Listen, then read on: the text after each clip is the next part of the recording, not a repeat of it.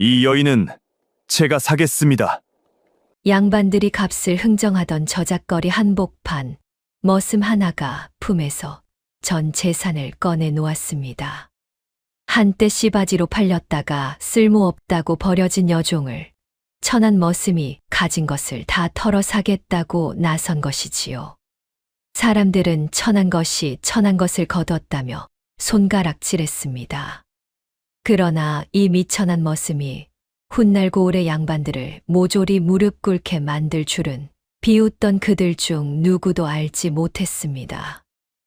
구독과 좋아요를 눌러주시고 어디서 듣고 계신지 댓글에 남겨주세요. 그곳으로 행복과 사랑을 가득 담아 보내드리겠습니다. 자, 그럼 오늘도 감동적인 옛날 이야기 지금 바로 시작합니다. 옛날 옛적 충청도 어느 고을의 돌이라는 머슴이 살고 있었습니다. 그 해는 흉년이 들어 땅이 쩍쩍 갈라졌지요. 논바닥은 거북이 등처럼 트고 보리 이삭은 누렇게 시들었습니다. 소리풀 삶아 먹고 흙을 파먹는다는 소문까지 돌았지요. 그런 모진 해에 도리는 김부자 댁 행랑에서 새벽부터 밤까지 꽹이 휘도록 일했습니다. 나이는 25. 넓은 어깨는 늘 무겁게 굽어 있었지요. 햇볕에 그을린 얼굴에 짙은 눈썹, 누더기를 걸치고 다른 집신을 신었어도 그 눈빛만은 종의 것 같지 않았습니다. 도리놈은 어째 말이 없어. 저놈은 속을 알 수가 없단 말이야. 마을 사람들은 그렇게 수군거렸습니다. 도리는 누가 욕을 해도 매를 들어도 그저 묵묵히 고개를 숙일 뿐이었지요. 하지만 도리에게는 아무도 모르는 버릇이 하나 있었습니다. 밤이 깊어 모두 잠들면 도리는 행랑구석에서 손가락으로 흙바닥에 글자를 썼다 지웠다 했지요. 머슴이 글을 안다는 건 있을 수 없는 일이라 아무도 보지 않는 밤에만 하는 일이었습니다. 그날도 장날이었습니다. 도리는 주인의 심부름으로 저자에 나왔지요. 그런데 저자 한복판이 유난히 시끄러웠지요. 사람들이 빙 둘러서서 무언가를 구경하고 있었습니다. 도리가 다가가 보니 한가운데 여인 하나가 서 있었습니다. 여인은 멍석 위에 무릎을 꿇고 있었지요. 머리는 산발이었고 치마 저고리는 때에 저러 색을 알아볼 수 없었지요. 목에는 새끼줄이 매여 있었습니다. 짐승을 팔듯 사람을 팔고 있었던 것입니다. 자, 보시오. 나이 21, 몸은 멀쩡하오. 뚱뚱한 양반 하나가 부채를 붙이며 떠들었습니다. 한때 씨바지로 들였던 계집인데 글쎄 3년을 두어도 배가 부르질 않더란 말이오. 성녀라, 이 말이지. 그러니 헐값에 내놓는 게요. 구경꾼들이 키득거렸습니다. 성녀를 누가 사가누? 부엌대기로 놨으면 쓰겠지. 여인은 고개를 들지 않았지요. 그저 새끼줄에 묶인 손을 가만히 모으고 있을 뿐이었지요. 그런데 도리는 그 손을 보았습니다. 손이 떨리고 있었습니다. 떨면서도 여인은 품 안에 무언가를 꼭 쥐고 있었지요. 작은 놀이개 하나였습니다. 값을 부르시오. 쌀 단말이면 가져가시오. 양반이 소리쳤습니다. 하지만 흉년의 쌀 단말을 내놓을 사람은 없었지요. 구경꾼들은 그저 웃고 떠들 뿐 누구도 선뜻 나서지 않았습니다. 성녀를 사다 어디 쓰누? 차라리 그 돈으로 소를 사지. 하긴 자식도 못 낳는 계집을 무슨 수로. 사람들의 비웃음 속에서 여인은 고개를 더욱 깊이 떨구었습니다. 그 모진 말들이 비수처럼 가슴에 박혔겠지요. 하지만 여인은 소리 한 번 내지 않았습니다. 그저 묵묵히 견딜 뿐이었습니다. 평생 그렇게 견디며 살아왔으니까요. 그때였습니다. 이 여인은 제가 사겠습니다. 웬 머슴 하나가 사람들을 해치고 나왔습니다. 돌이었지요. 그러고는 품에서 꼬깃꼬깃한 엽전 꾸러미를 꺼내 멍석 위에 내려놓았습니다. 평생을 모은 전 재산이었습니다. 순간 저자가 조용해졌지요. 그러더니 이내 웃음이 터졌지요. 하하, 머슴 놈이 계집을 사겠다고? 천한 것이 천한 것을 거두는구나. 양반은 부채로 입을 가리며 비웃었습니다. 내 놈이 무슨 재간으로 사람을 산단 말이냐. 그 푼돈으로? 부족하다면 제 품을 팔겠습니다. 평생 종으로 살아도 좋으니 이 여인을 주십시오. 평생 종으로 살겠다. 계집 하나에 제 인생을 통째로 걸겠다는 게냐? 예, 그리하겠습니다. 도리의 대답에는 한치의 망설임도 없었습니다. 양반은 어이가 없다는 듯 도리를 노려보았지요. 미친놈일세. 대체 무슨 까닭으로? 까닭이 어디 있겠습니까? 그저 사람이 사람을 짐승처럼 파는 꼴을 못 보겠을 뿐입니다. 도리의 목소리는 낮았지만 흔들리지 않았습니다. 사람들이 더 크게 웃었지요. 손가락질하는 자도 있었고 침을 뱉는 자도 있었습니다. 하지만 도리는 꿈쩍도 하지 않았습니다. 여인이 처음으로 고개를 들었지요. 그리고 도리를 보았지요. 그 눈에는 두려움과 의아함이 뒤섞여 있었습니다. 평생 짐짝처럼 팔려 다니기만 했지. 누가 자기를 사람으로 데려가겠다고 나선 적은 없었으니까요. 미친놈일세. 좋다, 가져가거라. 어차피 성녀인 것을. 양반은 엽전을 챙기고는 새끼줄을 풀어 던졌습니다. 그렇게 도리는 여인을 데려왔습니다.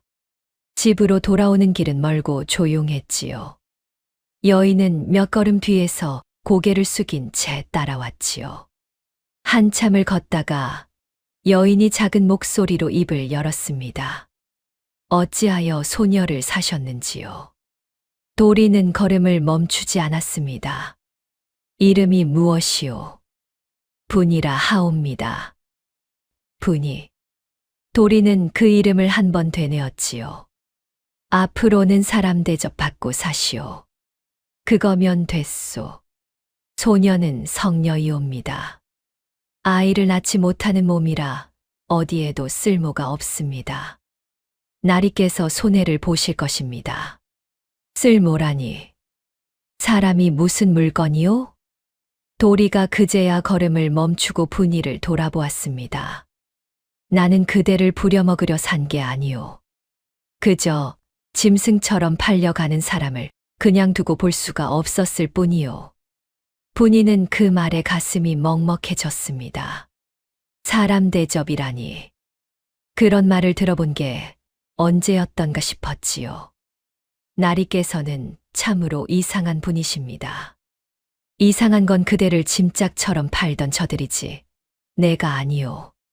분이는 더 말을 잇지 못했습니다.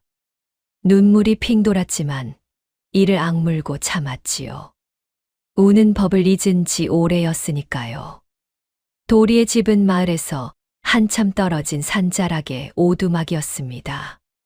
다 쓰러져 가는 흙벽의 지프로 엮은 지붕, 방이라곤 단칸뿐인 초라한 집이었지요. 도리는 그 단칸 방을 분이에게 내주었습니다. 여기서 지내시오. 나는 부엌에서 자면 돼요. 분이는 깜짝 놀라 고개를 저었습니다. 아니, 되옵니다. 어찌 소녀가 방을 차지하고 나리를 부엌에서 주무시게 하겠습니까? 나리라니. 그런 소리 마시오. 도리는 무뚝뚝하게 말했지요. 나도 종이고 그대도 종이요. 위아래가 어디 있겠소. 그런 말씀을 하시는 분은 나리가 처음이옵니다. 그렇소. 그럼 앞으로 자주 듣게 될게요. 분이는 그 말에 또 한 번 가슴이 내려앉았습니다. 평생 들어본 적 없는 말이었으니까요. 그동안 분이를 거쳐 간 주인들은 하나같이 분이를 발로 차고 손찌검을 했습니다. 한 끼 밥을 던져주면서도 짐승 보듯 했지요. 그런데 이 머슴은 달랐습니다. 그날 밤 도리는 식은 보리밥 한 덩이를 가져왔습니다. 자기 몫으로 받아둔 것이었지요. 먹으시오. 며칠 굶은 듯하니 날이 깨서는요. 나는 아까 주인 댁에서 먹었소. 정말이십니까? 그렇다니까. 어서 들기나 하시오. 사실은 거짓말이었습니다. 도리도 그날 아무것도 먹지 못했지요. 하지만 분이가 새끼줄에 묶여 있던 그 며칠을 생각하니 차마 자기 입에 밥을 넣을 수가 없었던 것입니다. 분이는 그것도 모른 채 보리밥을 받아들었습니다. 그러고는 한참을 망설이다 입에 넣었지요. 따뜻한 밥 한 덩이에 분이의 눈에서 마침내 눈물이 흘렀습니다. 우는 법을 잊었다던 그 눈에서 말입니다. 왜 우시오? 아무것도 아니옵니다. 그저 밥이 참 따뜻해서요. 밥이 따뜻한 게 울 일이오? 누군가 소녀에게 밥을 차려준 게 참으로 오랜만이라서요. 도리는 그 말에 잠시 말을 잃었습니다. 그러고는 더 묻지 않았지요. 그저 밖으로 나가 부엌 한 구석에 집단을 깔고 몸을 뉘었습니다. 그날 밤 두 사람은 한 지붕 아래서 처음으로 잠이 들었습니다.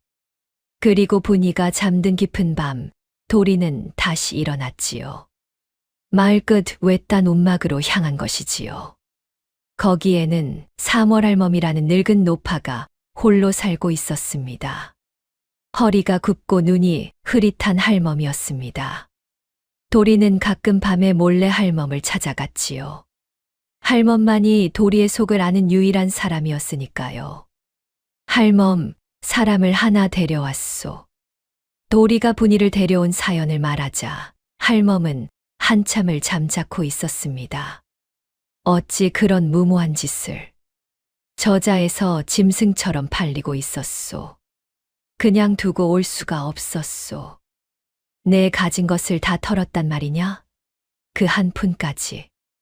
그렇소. 허허, 내 아비를 꼭 닮았구나. 불의를 보면 못 참는 그 성정까지. 할멈은 흐릿한 눈으로 도리를 오래 바라보았습니다. 그러고는 깊은 한숨을 내쉬었지요. 네, 그 성정이 언젠가 너를 잡을 게다. 잘 들어라, 도련님. 할멈은 목소리를 낮추었습니다. 천한 것은 신분이 아니니라. 사람을 천하게 보는 그 마음이 천한 것이니라. 도리는 그 말을 흘려들었습니다. 그때는 그저 늙은이의 잔소리쯤으로 여겼지요. 머슴으로 사는 자신에게 신분이 어떻고 마음이 어떻고 하는 말이 무슨 소용인가 싶었습니다. 무슨 말씀인지 모르겠소, 할멈. 모르면 됐다. 언젠가 알게 될 날이 오겠지. 할멈은 더 말하지 않았습니다. 그저 굽은 등을 돌려 화롯불을 뒤적일 뿐이었지요. 도리는 그 말의 뜻을 알지 못한 채 움막을 나섰습니다. 별이 차갑게 빛나는 밤이었습니다. 하지만 그 말은 오랜 세월이 지난 뒤 도리가 모든 것을 잃고 바닥에 주저앉던 그 밤에 다시 떠오르게 됩니다. 그때 도리는 알지 못했습니다. 자신이 사온 이 여인이 그리고 자신이 흘려들은 저 늙은 할멈의 말이 앞으로 자신의 운명을 어떻게 뒤흔들어 놓을지를 말입니다. 분이가 도리의 집에 온 지 사흘째 되던 밤이었습니다. 두 사람은 단출하게나마 살림을 꾸려가기 시작했지요. 분이는 낮 동안 집을 쓸고 닦고 나무를 캐다 죽을 끓였습니다. 도리는 여전히 김부자 댁에서 종일 일하고 밤이면 돌아왔지요. 가난했지만 분이에게는 처음 맛보는 평온이었습니다. 그런데 그 평온은 오래가지 못했습니다. 그날 밤 횃불 여러 개가 산자락을 타고 올라왔지요. 분이를 팔았던 그 뚱뚱한 양반이 하인들을 끌고 들이닥친 것이지요. 양반은 술에 거나하게 취해 있었습니다. 도리 이놈, 개 있느냐? 도리가 방문을 열고 나섰습니다. 무슨 일이십니까? 무슨 일이냐고. 그 계집을 도로 내놓아라. 양반은 부채로 분이가 있는 방을 가리켰지요. 내 다시 생각해보니 천한 머슴 놈한테 넘길 물건이 아니었어. 값을 2배로 쳐줄 테니 도로 내놓으란 말이다. 분이는 방 안에서 몸을 떨었습니다. 또다시 끌려가는구나. 그렇게 생각했지요. 평생 그래 왔으니까요. 사람이 물건처럼 이 손에서 저 손으로 넘겨지는 일에 분이는 익숙했습니다. 하인들이 방으로 들이닥쳐 분이의 팔을 잡아챘습니다. 이거 놓으세요. 놓으시라니까요. 분이가 처음으로 소리를 질렀지요. 그 순간 도리가 몸을 던져 분이 앞을 막아섰지요. 이 여인은 이미 제가 산 사람입니다. 값은 치렀습니다. 뭐라, 천한 것이 감히 양반의 말을 거역해. 양반의 얼굴이 시뻘개졌습니다. 여봐라, 저놈을 매우 쳐라. 하인들이 몽둥이를 들었습니다. 그러고는 도리를 향해 사정없이 내리쳤지요. 도리는 피하지 않았습니다. 분이 앞을 막아선 채 등으로 매를 고스란히 받아냈습니다. 몽둥이가 어깨를, 등을, 허리를 후려쳤지요. 살이 터지고 피가 배어 나왔지요. 나리, 그만하세요. 제발 그만하세요. 분이가 비명을 질렀습니다. 하지만 도리는 비키지 않았습니다. 무릎을 꿇지도 않았지요. 그저 이를 악물고 버텼습니다. 값을 치렀습니다. 이 여인은 제 사람입니다. 피투성이가 된 머슴이 그렇게 같은 말을 되뇌었습니다. 양반은 기가 막혔지요. 매를 맞으면서도 굽히지 않는 종은 처음 보았으니까요. 그때 마을 노인 몇이 횃불을 보고 올라왔습니다. 동네에서 그래도 점잖다는 박노인이 양반을 말렸지요. 대감, 고정하십시오. 이미 값을 치른 거래를 도로 물으시면 양반 체면이 오히려 우습게 되십니다. 온 저자가 다 본 일이 아닙니까? 양반은 그 말에 멈칫했습니다. 듣고 보니 그랬지요.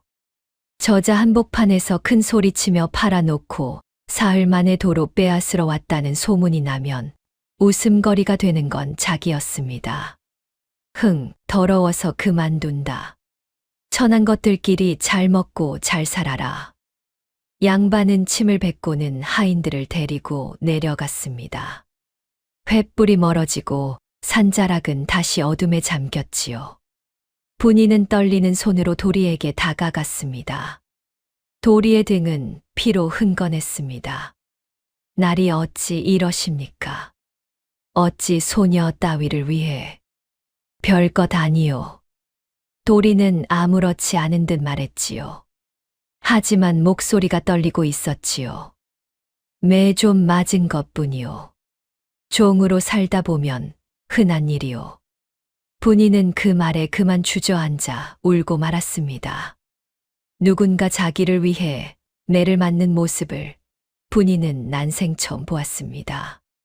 평생 자기 때문에 누가 다치기는커녕 자기가 맞고 사는 게 당연한 줄 알았지요.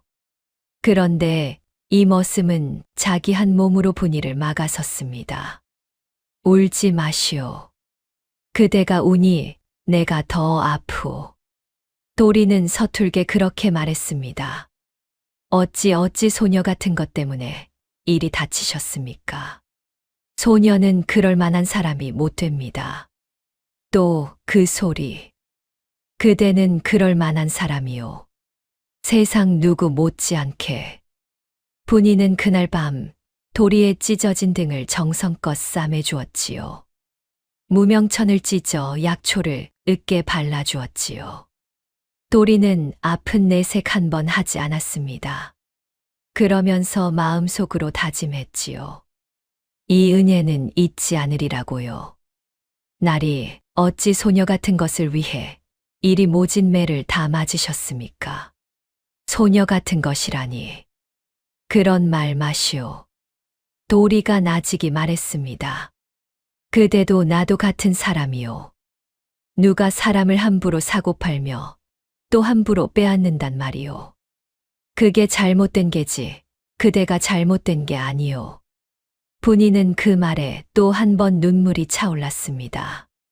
평생 자신을 물건처럼 여기며 살아온 분이었지요. 그런데 이 머슴은 자신을 사람으로, 그것도 자기와 같은 사람으로 여겨주었지요. 분이의 가슴 속에 그날 밤 무언가 따뜻한 것이 피어났습니다. 그날 이후 분이는 도리를 위해서라면 무엇이든 하겠다고 마음먹었습니다.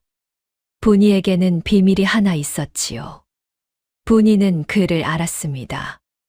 여종 주제의 그를 안다는 건 위험한 일이라 평생 숨겨온 비밀이었습니다. 어릴 적 아버지 무릎에서 배운 글이었지요. 서연아, 그를 안다는 것을 함부로 드러내지 말거라. 아는 것이 때로는 화를 부르는 법이니라. 아버지는 늘 그렇게 일렀습니다. 분이는 그 말을 가슴에 새기고 그를 아는 것을 누구에게도 내보이지 않았지요. 분이의 아버지는 관아의 설이었습니다. 비록 높은 벼슬은 아니었지만 문서를 다루는 사람이었지요. 분이는 그 아버지에게서 천자문을 떼고 그를 익혔습니다. 그러나 아버지가 어느 날 갑자기 세상을 떠난 뒤 분이의 집안은 풍비박산이 났습니다. 분이는 그렇게 노비로 굴러떨어졌지요. 그날의 일을 분이는 아직도 또렷이 기억하고 있었습니다. 분이가 품 안에 늘 지니고 다니는 물건이 하나 있었습니다. 작은 놀이개였지요.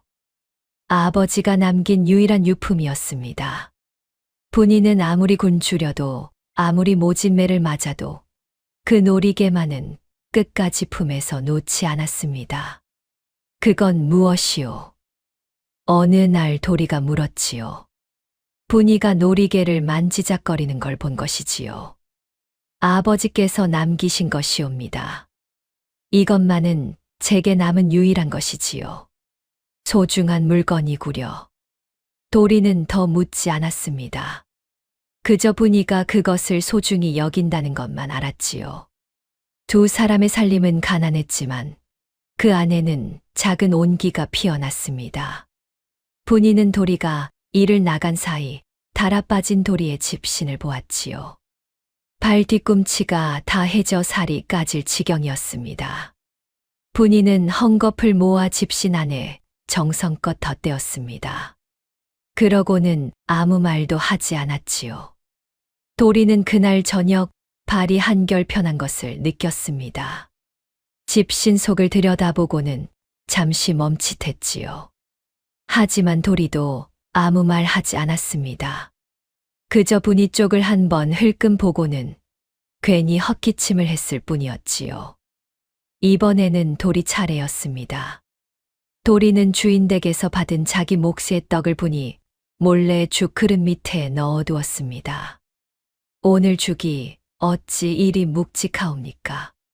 분이가 죽을 뜨다가 떡을 발견하고는 물었지요. 글쎄, 나는 모르오. 쥐가 넣어두었나 보. 쥐가 떡을 넣어둔단 말입니까? 참 별난 쥐도 다 있습니다. 그러게 말이오. 아주 인심 좋은 쥐로구려. 도리는 시치미를 뚝 뗐습니다. 분이는 그 무뚝뚝한 거짓말에 그만 웃음이 났지요. 두 사람은 그렇게 서로 몰래 챙기면서 또 모르는 척하면서 정을 쌓아갔습니다. 입으로는 한마디도 하지 않았지만 마음은 조금씩 가까워지고 있었던 것이지요. 어느 밤이었습니다. 도리는 분이가 잠든 줄 알고 마당에서 흙바닥에 손가락으로 글자를 쓰고 있었습니다. 늘 하던 그 버릇이었지요. 그런데 분이가 그 모습을 문틈으로 보고 말았습니다. 머슴이 글을 쓰다니. 분이는 깜짝 놀랐지만 아무 말도 하지 않았습니다. 다음 날 아침에도 그 다음 날에도 모르는 척했지요. 분이에게도 숨긴 비밀이 있었으니 도리의 비밀도 굳이 캐묻지 않았던 것입니다. 두 사람은 그렇게 서로의 비밀을 모르는 척 덮어주며 살았습니다. 한편 이 고을에는 무서운 사람이 하나 있었습니다. 민판서 대감, 이름은 민치술이었지요. 판서란 나라의 큰 벼슬을 지낸 사람을 이르지요. 민판서는 한양에서 높은 자리에 있다가 이 고을로 내려와 드넓은 땅과 수많은 노비를 거느리고 있었습니다. 고을 수령조차 민판서 앞에서는 굽실거렸지요. 민판서는 겉으로는 점잖은 척했지만 그 속은 누구보다 음흉하고 잔인했지요. 기름진 얼굴에 가는 눈, 늘 여유로운 미소를 띄었어도 그 눈빛만은 얼음처럼 차가웠습니다. 사람들은 민판서를 두려워하면서도 미워했습니다. 쉿! 민판서 대감 얘기는 입에 올리지도 말게. 그러게. 그 댁 눈 밖에 났다가 폐가 망신한 집이 한둘이 아니잖나. 마을 사람들은 그렇게 목소리를 낮춰 수군거렸지요. 다만 그 미움을 대놓고 입 밖에 내는 사람은 없었습니다. 민판서의 눈 밖에 나면 어떻게 되는지 모두가 잘 알고 있었으니까요. 그 민판서의 그늘이 머지않아 도리와 분이의 오두막에까지 들이우게 됩니다. 그 무렵 민판서 집 마름이 마을을 돌며 빚을 거두고 있었습니다. 마름이란 주인을 대신해 땅과 소작을 관리하는 사람을 이르지요. 민판서의 마름은 주인보다 더 악독하기로 소문이 자자했습니다. 이 집은 작년 소작료가 밀렸다지. 마름이 도리의 오두막 앞에서 거들먹거렸습니다. 여기는 제 집입니다. 소작을 붙인 적이 없습니다만. 도리가 차분히 답했지요. 이놈 봐라. 따지는 품새가 종놈 같지 않구나. 어디서 글줄이나 배운 티를 내. 그저 사실을 말씀드렸을 뿐입니다.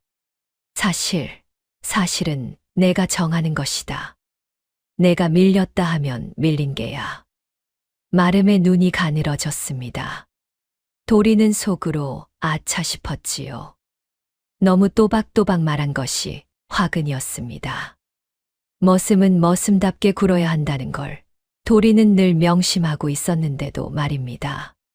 송구합니다. 소인이 주제 넘었습니다. 도리는 얼른 고개를 숙였습니다. 마름은 코웃음을 치며 도리를 위아래로 훑어보았지요. 두고 보자. 내 놈, 어딘가 수상한 구석이 있어. 마름은 그 말을 남기고 돌아갔습니다. 마름이 사라진 뒤 분이가 조심스레 물었습니다. 날이 괜찮으십니까? 괜찮소. 별일 아니요. 도리는 그렇게 말했지만 마름의 마지막 말이 마음에 걸렸지요. 수상한 구석이 있다는 그 말이요. 도리에게는 들켜서는 안 될 비밀이 있었으니까요. 며칠 후 마름이 다시 찾아왔습니다. 이번에는 포졸 둘을 데리고 왔지요. 도리 이놈, 내 놈이 민판서 대감댁 곳간의 곡식을 훔쳤지. 마름이 다짜고짜 호통을 쳤습니다. 도리는 어이가 없었지요. 무슨 말씀이십니까? 소인은 그 곳간 근처에도 간 적이 없습니다. 닥쳐라. 어젯밤 곳간에서 쌀열 가마가 없어졌다. 그날 밤 너를 그 근처에서 보았다는 자가 있어. 누가 그런 거짓을 고했단 말입니까? 잔말 말고 따라와. 관아에서 다 밝혀질 게다. 포졸들이 도리를 오라로 묶었습니다. 분이가 달려나와 매달렸지요. 나리는 그날 밤 집에 계셨습니다. 소녀가 증인이옵니다. 천한 것의 말을 누가 믿어? 비켜라. 마름이 분이를 거칠게 밀쳤습니다. 분이는 땅에 나뒹굴었지만 곧바로 일어났지요. 그러고는 무언가를 골똘히 생각하기 시작했습니다. 도리가 관하로 끌려갔습니다. 수령 앞에 무릎이 꿇려졌지요. 마름은 의기양양하게 떠들었습니다. 이놈이 곡식 도둑이옵니다. 곧간 문이 부서졌고 쌀 10가마가 사라졌습니다. 내 이놈 곡식을 어디다 숨겼느냐? 수령이 호통쳤습니다. 도리는 입을 열지 않았지요. 결백을 주장한들 종의 말을 믿어줄 리 없었으니까요. 잘못하면 곤장을 맞다 죽을 판이었습니다. 바로 그때 분이가 관하로 뛰어들었습니다. 잠깐만 기다려 주시옵소서. 한 말씀만 올리겠습니다. 웬 계집이냐? 끌어내라. 꽃간 문이 밖에서 부서졌습니까? 안에서 부서졌습니까? 분이의 그 한마디에 수령이 멈칫했지요. 그것이 무에 중요하단 말이냐? 중요하고 말고요.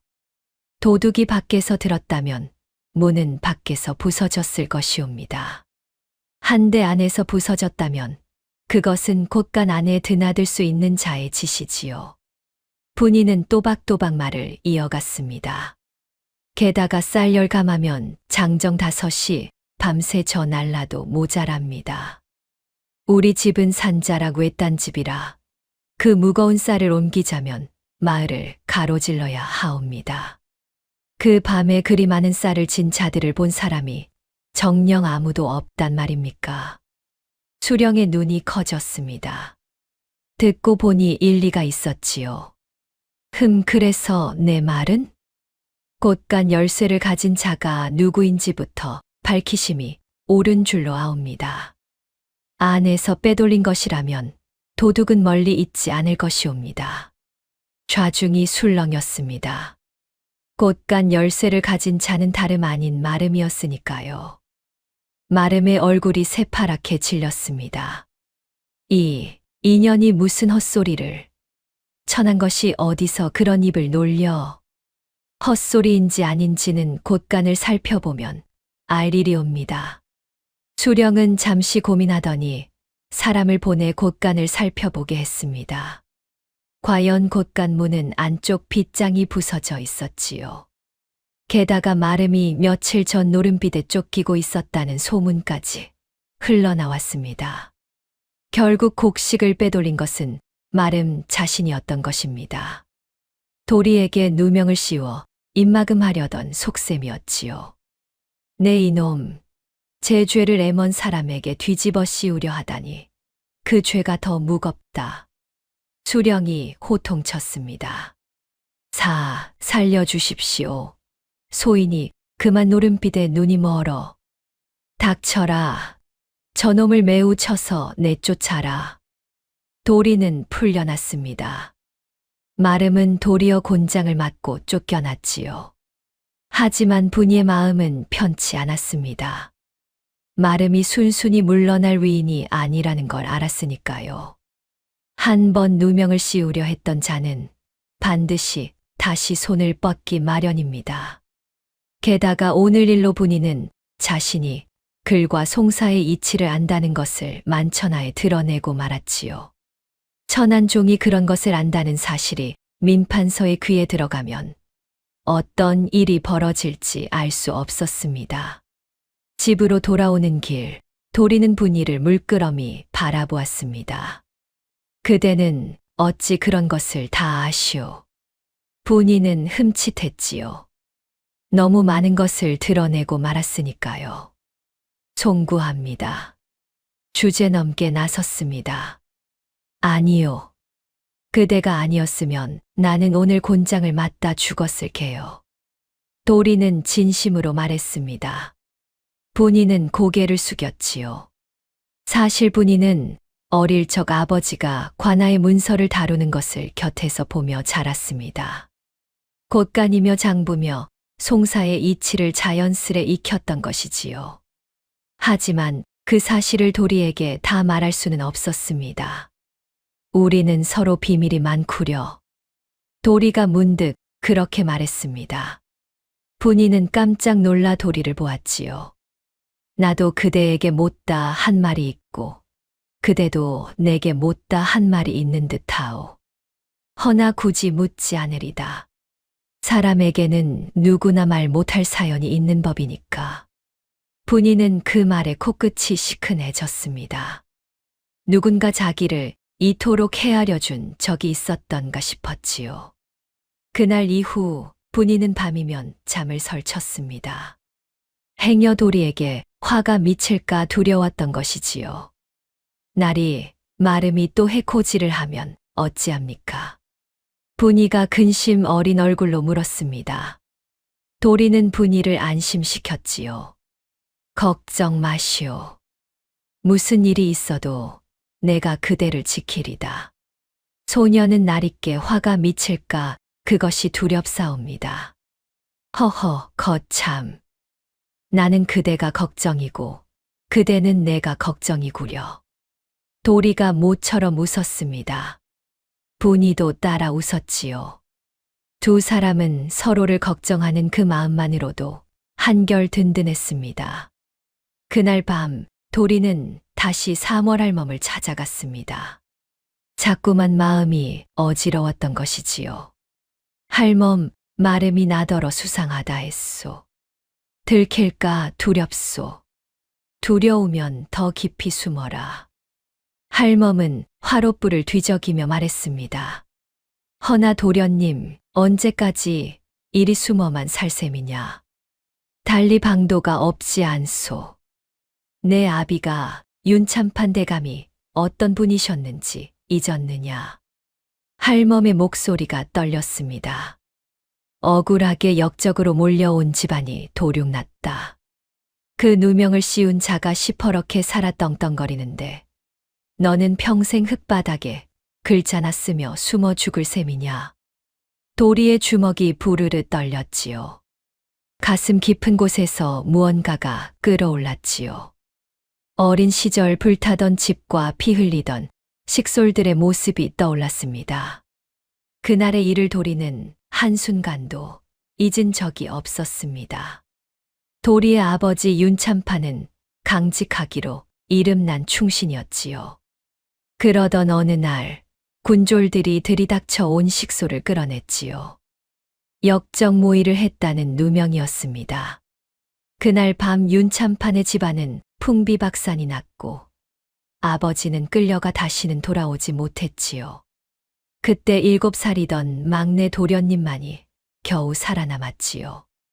유모였던 사월할멈이 어린 도련님을 둘러엎고 야반도주한 것이었습니다. 할멈은 도련님의 이름을 버리고 도리라 불렀습니다. 그러고는 머슴으로 키웠지요. 그래야 살 수 있었으니까요. 그 7살 도련님이 바로 지금의 도리 윤재겸이었던 것입니다. 증거가 없소. 아버지의 결백을 밝힐 증거가 있다. 할멈이 나직이 말했습니다. 내 아비가 죽기 전 마지막으로 남긴 것이 어딘가에 있다 들었다.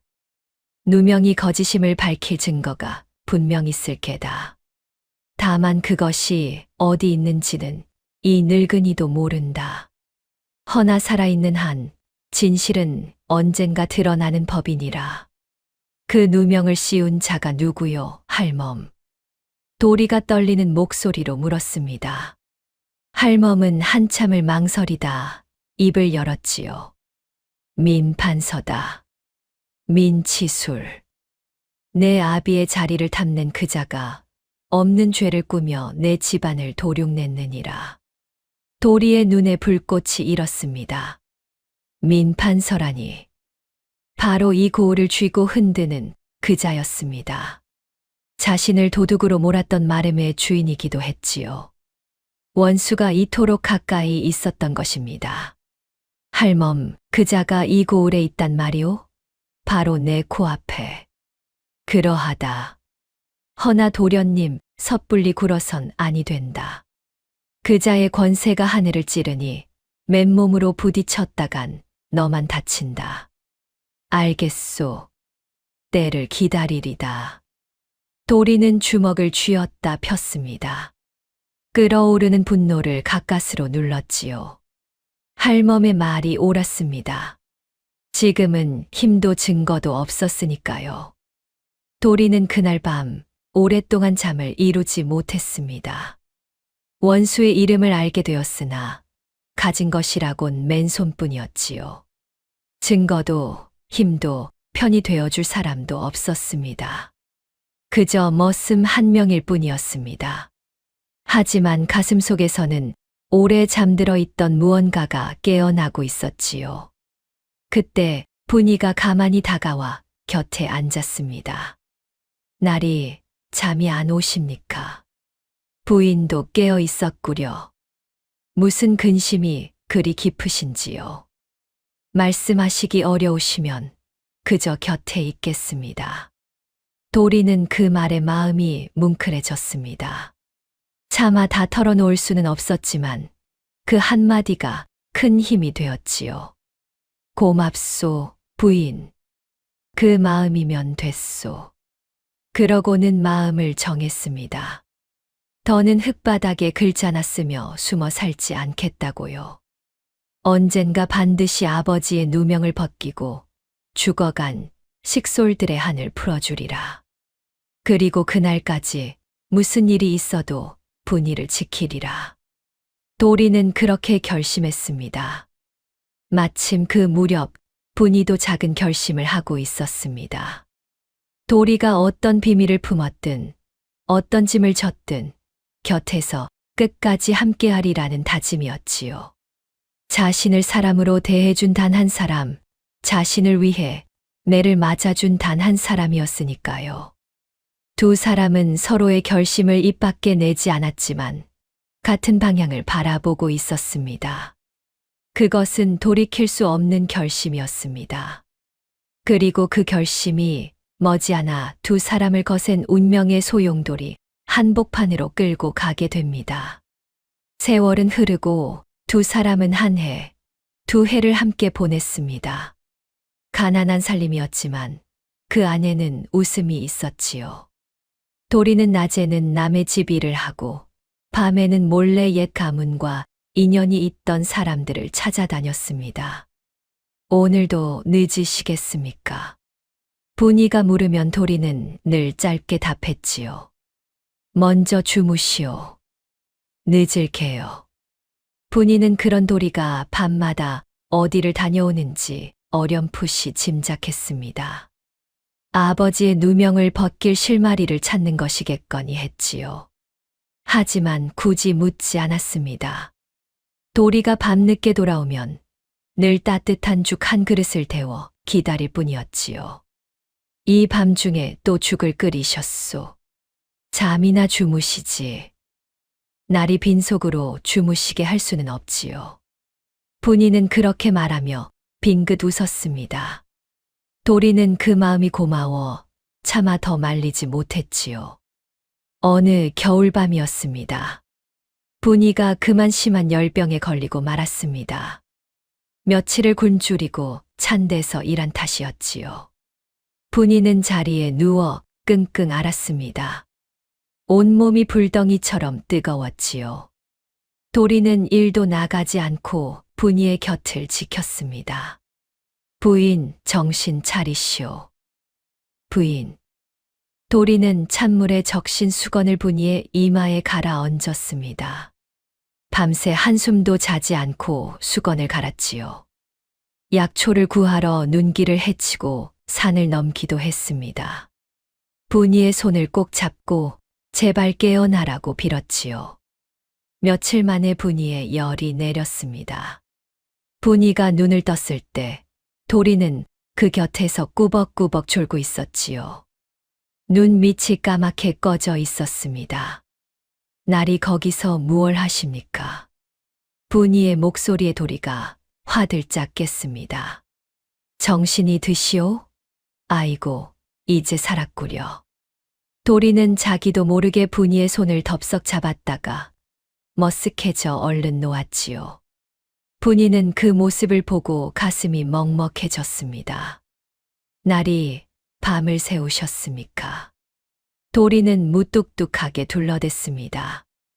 아니요. 내가 코를 골며 잘 잤소. 그대가 끙끙대는 통에 좀 시끄럽긴 했지만 거짓말이 서투르십니다. 날이. 거참. 분이는 그 말이 거짓인 줄 알았지요. 도리의 까칠한 손과 충혈된 눈이 모든 것을 말해주고 있었으니까요. 분이는 더 캐묻지 않고 그저 미소만 지었습니다. 그날 밤 분이는 도리가 벗어둔 해진 저고리를 보았습니다. 소매가 다 헤어져 있었지요. 분이는 밤새 그 저고리를 정성껏 기웠습니다. 그러고는 아무 말 없이 횃대에 걸어두었지요. 다음 날 아침 도리는 말끔히 기워진 저고리를 보고 잠시 멈칫했습니다. 하지만 역시 아무 말도 하지 않았지요. 그저 그 저고리를 입고 괜히 분이 쪽을 보며 헛기침을 했을 뿐이었습니다. 두 사람은 그렇게 말없이 서로를 챙겼습니다. 입으로는 한마디도 사랑을 말하지 않았지만 그 마음은 누구보다 깊었지요. 사월할멈도 분이를 가족처럼 아꼈습니다. 내 곁에 저런 처자가 있어 다행이구나. 할멈이 도리에게 말했지요. 분이는 마음이 곧고 총명한 아이다. 귀한 인연이니 잘 지켜라. 그러겠소, 할멈. 할멈은 분이에게도 따뜻했습니다. 분이가 찾아오면 늘 손을 잡아주었지요. 한 번은 분이에게 이렇게 말했습니다. 얘야, 세상이 너를 천하다 하여도 너는 결코 천한 사람이 아니다. 천한 것은 신분이 아니라 사람을 천하게 보는 그 마음이니라. 그 마음을 가진 자들이 천한 것이지 내가 천한 것이 아니야. 할머니 소녀 같은 것이 어찌 그런 말을 들을 자격이 있겠습니까? 자격이라니. 사람으로 태어났으면 누구나 사람 대접받을 자격이 있느니라. 그걸 잊지 말거라. 예, 할머니. 가슴에 새기겠습니다. 분이는 그 말을 가슴 깊이 새겼습니다. 평생 천대만 받고 살아온 분이에게 그 말은 큰 위로였지요. 할멈의 그 말은 훗날 두 사람이 가장 깊은 어둠에 빠졌을 때 다시 빛을 발하게 됩니다. 마을 사람들도 차츰 두 사람을 달리 보기 시작했습니다. 도리는 밤마다 발길을 멀리하곤 했습니다. 아버지 윤참판과 인연이 있던 옛사람들을 하나둘 찾아다닌 것이지요. 어느 밤에는 산 너머 옹기장수 노인을 찾아갔습니다. 그 노인은 한때 윤참판 댁 행랑에서 일하던 사람이었지요. 노인장, 그날의 일을 기억하십니까? 도리가 조심스레 묻자 노인은 한참을 떨다가 입을 열었습니다. 기억하다마다. 윤참판 대감은 억울하게 돌아가셨소. 그 누명은 죄다 거짓이었어. 어찌 그리 단언하십니까? 내 두 눈으로 보았으니까. 대감은 평생 백성만 생각하신 분이요. 영모라니 가당치도 않은 소리지. 허나 그것을 입에 올리면 나도 목이 달아나니 다들 입을 다물고 살았을 뿐이요. 노인의 눈에 눈물이 맺혔습니다. 증좌가 될 만한 것은 없겠습니까? 대감께서 잡혀가시던 날 무언가를 급히 숨기셨다는 말은 들었소.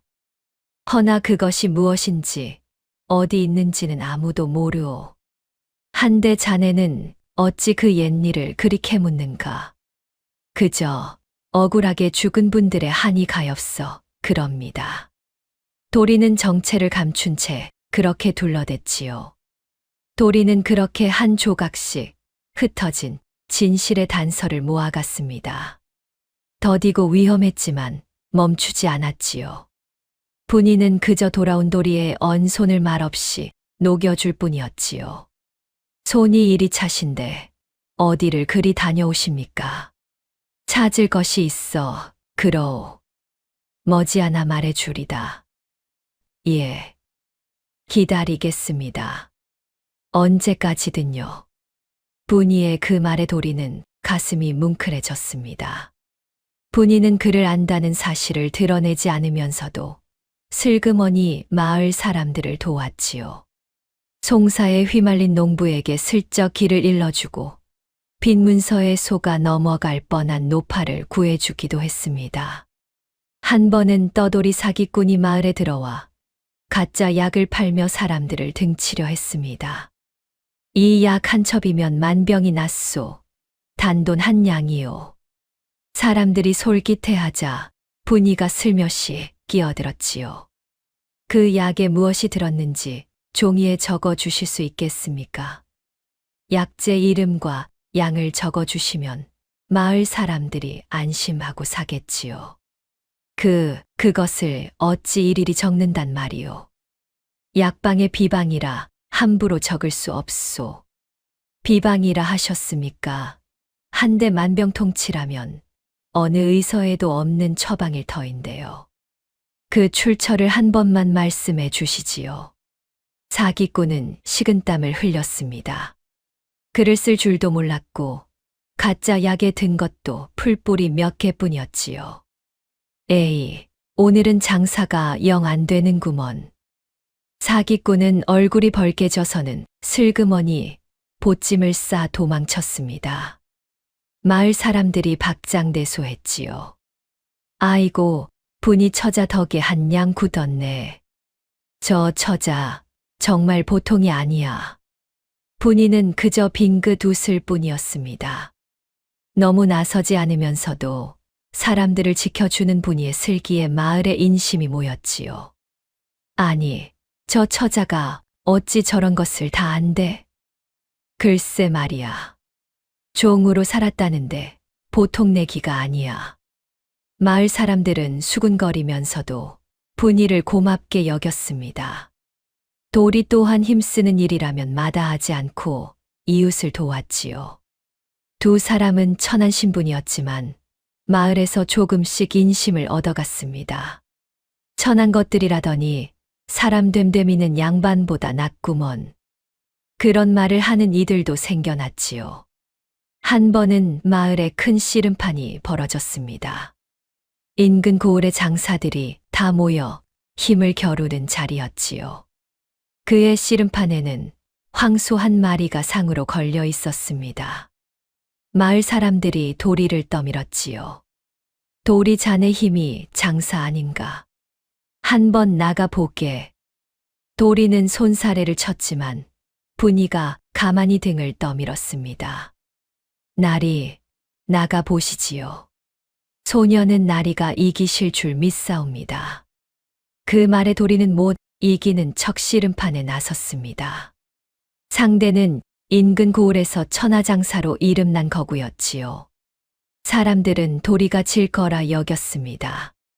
하지만 도리는 묵직한 뚝심으로 상대를 번쩍 들어 매다 꽂았지요. 씨름판이 떠나갈 듯한 함성이 터졌습니다. 도리가 이겼다. 도리가 황소를 땄어. 도리는 황소를 끌고 와 분이에게 자랑했습니다. 무뚝뚝한 얼굴에 어린아이 같은 웃음이 번졌지요. 부인이 믿어준 덕에 이겼소. 분이는 그런 도리를 보며 환하게 웃었습니다. 그날 두 사람은 모처럼 배불리 먹고 마음껏 웃었지요. 가난해도 행복한 날들이었지요. 그러던 어느 날 마을에 단출한 잔치가 열렸습니다. 모진 흉년 끝에 그래도 작은 추수를 거둔 터라 오랜만에 사람들 얼굴에 웃음이 돌았지요. 사람들은 도리와 분이를 잔치에 불렀습니다. 예전 같으면 어림없는 일이었습니다. 도리 자네도 한 잔 받게. 분이 처자도 이리 와 앉으시게. 두 사람은 난생 처음 사람들 틈에서 따뜻한 대접을 받았지요. 여보게 도리, 자네 그 황소 씨름판 얘기는 두고두고 회자될 걸세. 그러게 말이야. 그 큰 장사를 번쩍 들어 맺히다니. 사람들이 도리를 죽혀 세웠습니다. 도리는 멋쩍게 웃으며 막걸리 잔을 받았지요. 운이 좋았을 뿐입니다. 무슨 소리? 자네 부부는 복덩이야. 이 마을에 온 게 복이라고. 부부라는 말에 분이의 얼굴이 발그레해졌습니다. 곁에 앉은 안하기 분이의 손을 잡으며 말했지요. 분이 처자, 지난번 우리 영감 송사일은 정말 고마웠네. 자네 아니었으면 땅을 다 뺏길 뻔했어. 별 말씀을요. 마땅히 도울 일이었습니다. 잔치상에 둘러앉아 사람들과 웃고 떠드는 그 시간이 두 사람에게는 더없이 소중했지요. 분이는 그날 밤 집으로 돌아오는 길에 가만히 중얼거렸지요. 날이, 소녀는 오늘 같은 날이 꿈만 같사옵니다. 꿈이 아니요. 앞으로 더 좋은 날이 올게요. 도리는 그렇게 말하며 분이를 바라보았습니다. 달빛 아래 분이의 얼굴이 환하게 빛났지요. 도리는 문득 이 여인과 평생을 함께하고 싶다는 마음이 들었습니다. 하지만 차마 입 밖에 내지는 못했지요. 자신이 짊어진 무거운 비밀을 생각하면 분이를 더 깊이 끌어들이기가 두려웠으니까요. 그러나 행복한 날은 늘 짧은 법입니다. 마을에 풍년이 들고 두 사람의 인심이 높아질수록 그것을 곱지 않은 눈으로 보는 자가 있었지요. 바로 민판서였습니다. 천한 머슴과 그 계집이 마을의 인심을 얻는 꼴이 민판서에게는 영 거슬렸던 것입니다. 돌이라는 그놈, 요즘 마을에서 제법 칭송을 받는다지. 민판서가 새 마름에게 물었습니다. 예, 대감. 게다가 그놈이 데리고 사는 계집이 그를 안다 하옵니다. 천한 것이 송사의 이치까지 훤하다 하니 여간 수상한 것이 아닙니다. 그를 아는 천한 계집이라. 민판서에 가는 눈이 더욱 가늘어졌습니다. 손가락으로 탁자를 톡톡 두드렸지요. 그 계집의 내력을 알아보아라. 어디서 굴러온 것인지, 본래 누구의 딸인지를. 새 마름이 굽실거리며 물러갔습니다. 민판서의 입가에 서늘한 미소가 번졌지요.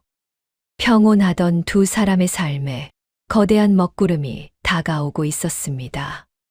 그렇게 두 사람의 정이 무르익어 가던 어느 봄날이었습니다. 복사꽃이 흐드러지게 핀 냇가에서 분이는 빨래를 하고 도리는 그 곁에서 지게를 손보고 있었지요. 문득 도리가 멋쩍은 듯 입을 열었습니다. 부인, 손이 다 트셨구려. 찬물에 빨래를 그리 하시니 괜찮사옵니다. 이만한 게 무의 대수겠습니까? 내 다음 장날에 동백기름을 한 병 사다 드리리다. 손에 바르면 좀 낫다 하더이다. 분이는 그 말에 얼굴이 발그레해졌습니다. 동백기름이라니. 그런 것은 양반댁 아씨들이나 쓰는 것이었지요. 머슴인 도리에게는 큰 돈이었습니다.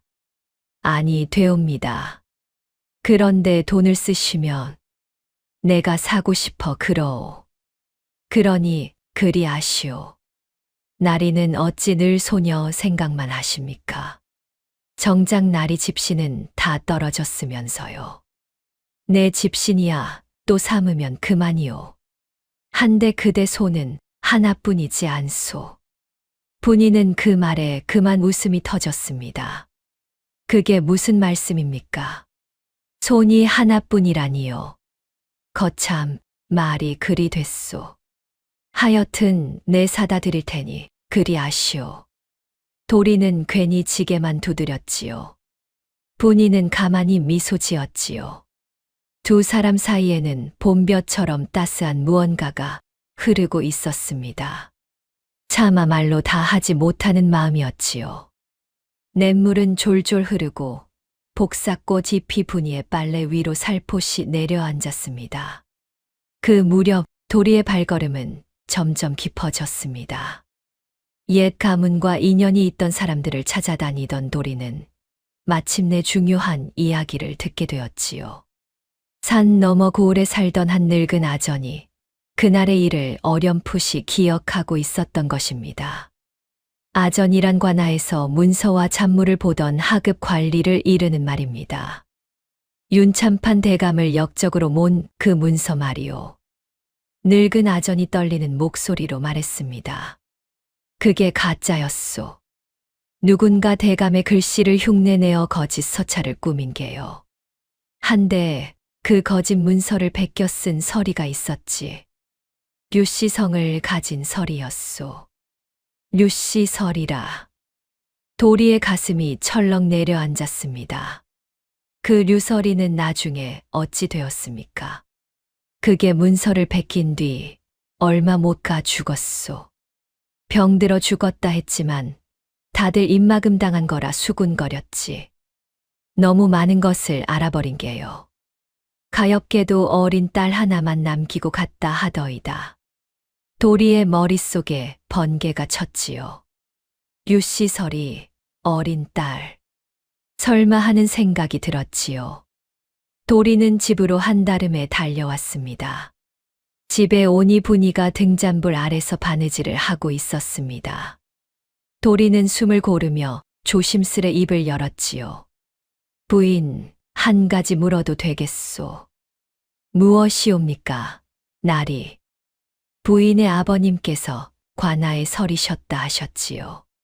성씨가 어찌 되시오? 분이의 손이 멈췄습니다.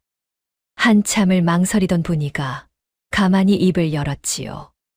류가이옵니다. 류설이 그것이 제 아버지셨습니다. 도리는 그 자리에 얼어붙었습니다. 온몸의 피가 거꾸로 솟는 듯 했지요. 분이의 아버지가 바로 자기 가문을 무너뜨린 그 거짓 문서를 베낀 사람이었던 것입니다. 하지만 동시에 그 류설이는 진실을 알았기에 죽임당한 사람이기도 했습니다. 나리, 어찌 그러십니까? 안색이. 분이가 놀라 물었습니다. 도리는 떨리는 목소리로 입을 열었지요. 부인, 내 이제껏 숨겨온 것이 있소. 나는 한낱 머슴이 아니오. 예. 나는 본래 윤재겸이오. 멸문당한 윤참판, 대감의 막내 아들이오. 분이의 손에서 바느질감이 툭 떨어졌습니다. 윤참판 대감이라 하시면 그렇소. 18년 전 역적으로 몰려 도륙난 그 가문이오. 그리고 부인 그대의 아버님이 베끼셨다는 그 거짓 문서가 바로 우리 가문을 무너뜨린 흉기였소. 분이의 얼굴이 새하얗게 질렸습니다. 그럼 소녀의 아버지가 나리의 가문을. 아니요, 부인. 그리 생각지 마시오. 도리가 분이의 어깨를 붙잡았지요. 용서하십시오, 나리.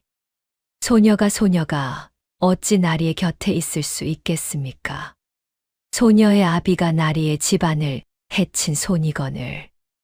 그대의 아버님 또한 그자에게 이용당하고 버려진 것이오. 진실을 알았기에 입막음 당하신 게 아니오. 우리 두 사람 모두 같은 자에게 모든 것을 빼앗긴 거요. 같은 자라 하시면 민판서요. 민치술. 그자가 내 아버지를 모함하고 그대의 아버님을 죽인 장본인이오. 분이는 그 이름에 온몸을 떨었습니다. 어릴 적 아버지가 죽기 전 마지막으로 했던 말이 떠올랐던 것이지요. 분이는 그날의 기억을 한 번도 잊은 적이 없었습니다. 분이가 11살 되던 해였습니다. 어느 깊은 밤 아버지는 등잔불 아래서 무언가를 정신없이 베껴 쓰고 있었지요. 어린 분이는 그 곁에서 잠든 척하며 아버지를 지켜보았지요. 그런데 아버지의 손이 자꾸만 떨렸습니다. 그러더니 아버지가 혼잣말처럼 중얼거렸습니다. 이건 거짓이다. 윤참판 대감이 이런 글을 쓰셨을 리 없어. 누군가 대감을 모함하려는 게야. 아버지는 그 거짓 문서를 베끼면서도 진짜 내용을 한자 한자 마음에 새겼지요. 그리고 어린 분이에게 나직이 일렀지요. 서연아, 이 아비가 오늘 본 것을 너도 기억해 두어라. 언젠가 쓸 날이 올지도 모른다. 글자 하나하나, 토씨 하나까지 똑똑히 외워두어라. 어린 분이는 영문도 모른 채 그 긴 문서를 통째로 머릿속에 새겨 넣었습니다. 그리고 며칠 뒤 아버지는 갑자기 세상을 떠났습니다. 집안은 풍비박산이 나고 분이는 노비로 굴러떨어졌지만 아버지가 외우게 한 그 문서만은 또렷이 남아 있었던 것입니다. 날이 소녀는 그 거짓 문서를 외우고 있사옵니다. 분이가 떨리는 목소리로 말했습니다. 도리의 눈이 크게 떠졌지요. 그게 무슨 말이오, 부인? 아버지께서 죽기 전 그 문서를 소녀에게 외우게 하셨습니다. 글자 하나하나, 토씨 하나까지요. 소녀는 지금도 그것을 한 자도 빠짐없이 기억하고 있사옵니다. 도리는 벌떡 일어섰습니다. 가슴이 미친 듯이 뛰었지요. 거짓 문서의 내용을 통째로 아는 산증인이 바로 눈앞에 있었던 것입니다. 그것이 거짓임을 증명할 수 있다면 아버지의 누명을 벗길 수 있었습니다. 부인, 그렇다면 우리는 진실을 밝힐 수 있소. 그때 분이가 품에서 놀이개를 꺼냈습니다. 아버지가 남긴 유일한 유품이었지요.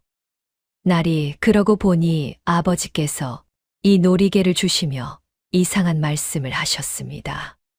무슨 일이 있어도 이것만은 잃지 말라고요. 그저 유품인 줄로만 알았는데 도리가 놀이개를 받아 들고 찬찬히 살폈습니다. 그런데 놀이개의 매듭 부분이 유난히 두툼했지요. 손끝으로 만져보니 안에 무언가 단단한 것이 들어있는 느낌이었습니다. 부인, 이 안에 무언가 들어있는 듯하오. 예? 그럴 리가요. 그저 매듭일 뿐인데. 도리는 조심스레 그것을 뜯어보았습니다. 매듭을 한 겹 한 겹 풀어가는 두 사람의 손이 떨렸지요. 순간 두 사람은 숨을 멈췄습니다. 놀이개 속에는 곱게 접힌 종이 한 장이 숨겨져 있었던 것입니다. 떨리는 손으로 종이를 펼친 도리는 그 자리에 굳어버렸습니다. 그것은 윤참판의 친필 서찰이었지요. 윤참판이 죽기 전 자신의 결백을 호소하며 민판서의 음모를 낱낱이 적은 밀서였습니다. 유서리가 진실을 알고 죽기 전에 그것을 빼돌려 놀이개 속에 숨겨두었던 것입니다. 이것이 바로 아버지의 결백을 밝힐 증거요. 도리의 눈에서 굵은 눈물이 흘러내렸습니다. 18년을 숨어 살며 꿈에서도 그리던 증거가 분이의 품속에 줄곧 있었던 것입니다. 부인, 이제 됐소. 이 밀서와 그대의 기억이면 그자를 무너뜨릴 수 있소. 날이 정령 우리 아버지들의 한을 풀 수 있는 것입니까? 풀 수 있소. 반드시. 그대 아버님도 내 아버님도 더는 억울한 누명 아래 계시지 않을게요. 흑 아버지, 이 못난 딸이 이제야. 두 사람은 부둥켜 안고 울었습니다. 오랜 한과 서름이 한꺼번에 터져 나왔지요. 마침내 길이 보이는 듯 했습니다. 누명을 벗고 떳떳하게 살 수 있는 날이 코앞에 온 것만 같았지요. 그날 밤 두 사람은 등잔불 아래 마주 앉아 오래도록 이야기를 나누었습니다. 도리는 어떻게 이 증거를 세상에 내놓을지 궁리했지요. 이 밀서는 아버님 친필이라 더없이 귀한 물증이요. 허나 친필인 만큼 그자가 권세로 빼앗거나 불태워 없앨 수도 있소. 그렇군요. 한데 부인, 그자도 끝내 어쩌지 못할 진짜 무기가 따로 있소. 바로 그대의 그 기억이요. 종이는 태울 수 있어도 그대 머릿속에 든 것은 누구도 태우지 못하니. 분이는 그 말을 가슴에 새겼습니다. 도리가 말을 이었지요. 섣불리 관아에 고했다간 민판서가 손을 써 증거를 없애버리게요. 그자는 수령조차 소나귀에 쥐고 있으니 그럼 어찌하면 좋겠습니까? 나리. 머지않아 한양에서 암행어사가 내려온다는 소문이 있소. 임금의 명을 받고 고을의 비리를 살피러 오는 분이지. 그분께 이 밀서를 직접 올려야 하오. 그때까지 무슨 일이 있어도 이것을 지켜야 하오. 한데 나리, 그 어사또께서 정말 우리 같은 천한 것들의 말을 들어주시겠습니까? 들어주실게요. 어사는 임금의 눈과 귀이니 신분을 가리지 않고 억울함을 살피는 분이요. 그러니 우리에게도 길이 있는 게요. 소녀, 그날을 위해 무엇이든 하겠습니다. 고맙소. 허나 부인, 한 가지만 약조해 주시오. 무슨 일이 있어도 절대 위험한 일에 나서지 마시오. 그대만은 안전해야 하오.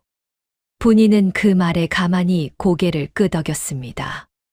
하지만 속으로는 다른 생각을 하고 있었지요. 나리가 위험에 처한다면 자신 또한 가만히 있지 않으리라고요. 도리는 밀서를 다시 놀이개 속에 곱게 넣었지요. 그러고는 분이의 손에 쥐어주었습니다. 이건 그대가 지니시오. 그대 아버님의 유품이자 우리 두 집안의 한이 담긴 물건이니 소중히 지키겠사옵니다. 나리. 목숨을 걸고서라도요. 두 사람의 눈빛이 굳게 마주쳤습니다. 18년의 한과 10년의 서름이 마침내 풀릴 날을 기다리고 있었지요. 허나 가장 밝은 희망이 비치는 순간이야말로 가장 깊은 어둠이 코앞에 닥친 때였지요. 바로 그 밤 민판서의 마름이 마침내 분이의 내력을 알아내고 있었던 것입니다. 대감, 그 계집의 정체를 알아냈습니다. 다름 아닌 죽은 유서리의 딸이옵니다. 마름의 보고에 민판서의 얼굴이 처음으로 일그러졌습니다. 유서리의 딸이 살아있다니. 게다가 그를 아는 그 딸이 무엇을 알고 있을지 몰랐지요. 민판서는 천천히 일어섰습니다. 그 눈의 살기가 어렸지요. 그 계집을 살려두어서는 안 되겠구나. 평온하던 두 사람의 머리 위로 마침내 거대한 칼날이 떨어지려 하고 있었습니다. 며칠 뒤 민판서가 직접 움직이기 시작했습니다. 민판서는 영악한 자였지요. 분이를 함부로 죽였다간 의심을 살 테니 그럴듯한 명분을 만들어 분이를 소나귀에 넣으려 했지요. 민판서가 새 마름을 불러 일렀습니다. 그 계집은 본래 양반댁의 메인 종이었다지.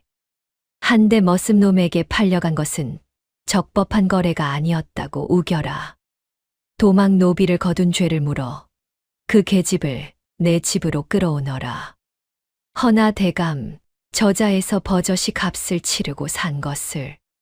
그러니 명분을 만들라는 게 아니냐. 일단 내 집에 가두면 그 뒤는 어찌하든 내 마음이니라. 민판서의 음흉한 계략이었습니다. 분이를 도망 노비로 몰아 끌고 가 유서리의 딸이 무엇을 아는지 캐낸 뒤 영영 입을 막아버릴 속셈이었지요. 그날 밤 관아의 포졸들이 횃불을 들고 오두막에 들이닥쳤습니다. 분이라는 계집은 게 있느냐. 도망 노비를 거둔 죄로 잡아간다. 도리와 분이는 가슴이 철렁 내려앉았습니다. 올 것이 온 것이지요. 포졸들이 분이를 끌어내려 했습니다. 분이는 품 안에 놀이개를 꼭 움켜쥐었지요. 이 여인은 도망 노비가 아니요. 내가 저자에서 정당하게 값을 치르고 데려온 사람이요. 도리가 막아섰지만 포졸들은 콧방귀를 뀌었습니다. 민판서 대감의 명이시다. 천한 머슴놈이 무슨 수로 막겠다는 게냐. 도리는 머리가 빠르게 돌아갔습니다. 분이가 민판서의 손에 끌려가면 끝장이었지요. 분이가 류서리의 딸임이 드러나면 민판서는 분이를 죽일 것이 뻔했습니다. 그렇다고 지금 밀서를 꺼내 들이밀 수도 없었습니다. 암행어사가 오기 전에 증거를 내보였다간 민판서가 권세로 그것을 묵살하고 둘 다 죽일 테니까요. 방법은 하나뿐이었습니다. 자신이 모든 화살을 끌어안는 것이었지요. 포교 나리, 잠깐만 들어주십시오. 도리가 무릎을 꿇었습니다. 이 여인은 죄가 없습니다. 그저 제가 사들인 무지렁이 계집일 뿐 아무것도 모르는 사람입니다. 죄는 제게 있습니다. 싫은 대감을 헐뜯는 말을 퍼뜨리고 다닌 것이 바로 저입니다. 모두 제가 한 짓입니다. 분이의 눈이 휘둥그레졌습니다. 나리, 어찌 그런 거짓을. 닥치시오, 부인. 도리가 분이의 말을 잘랐지요. 그러고는 포교를 향해 거듭 고개를 조아렸지요. 이 계집은 글도 모르고 아무것도 모르는 천한 것입니다. 잡아가실 거면 저를 잡아가십시오. 대감께 죄를 진 건 저 하나입니다. 나리, 어찌하여 자꾸 죄를 뒤집어 쓰십니까? 분이가 울부짖었습니다. 도리는 분이를 돌아보지 않은 채 나직이 말했지요. 부인, 부디 살아주시오. 그것이 내 마지막 부탁이요. 포교는 잠시 머뭇거렸습니다. 사실 민판서가 노린 건 계집이었지만 제 발로 죄를 자백하는 머슴을 그냥 둘 수는 없었지요. 게다가 말음을 곤장 맞게 한 그 머슴이 아니던가요. 좋다. 내 놈이 그리 나오니 우선 너부터 잡아간다. 계집은 일단 두고 보자. 포졸들이 도리를 오라로 단단히 결박했습니다. 도리가 끌려가며 분이를 돌아보았지요. 그 눈빛에는 부디 살아남으라는 간절함이 담겨 있었습니다. 나리, 안 됩니다. 나리. 분이가 울부짖으며 매달렸지만 포졸들이 분이를 떼어냈습니다. 부인, 울지 마시오. 나는 반드시 살아 돌아오리다. 그러니 그대도 부디 살아주시오. 나리 가지 마십시오, 제발. 내 말 명심하시오. 그것만은 절대 잃지 말고. 도리가 분이의 품을 눈짓으로 가리켰지요. 놀이개를 두고 한 말이었지요. 분이는 그제야 알아듣고 품을 꼭 움켜쥐었습니다. 도리는 그렇게 끌려갔습니다. 분이를 살리기 위해 18년을 기다려온 신원 회복의 기회를 스스로 내던진 것이었지요. 지금 자기 정체를 밝히면 누명을 벗고 살 수도 있었지만 그러면 분이가 위조 사건에 휘말려 죽을 것이 뻔했습니다. 도리는 자신의 목숨보다 분이의 목숨을 택한 것입니다. 도리는 관아의 옥에 갇혔습니다. 민판서는 도리를 곤장으로 다스리며 배후를 캐물었지요. 한낱 머슴이 어찌 그런 일을 꾸몄느냐는 것이었습니다. 누가 시킨 게냐? 내 놈 혼자 한 짓이 아닐 터. 저 혼자 한 일입니다. 도리는 모진매를 맞으면서도 입을 열지 않았습니다.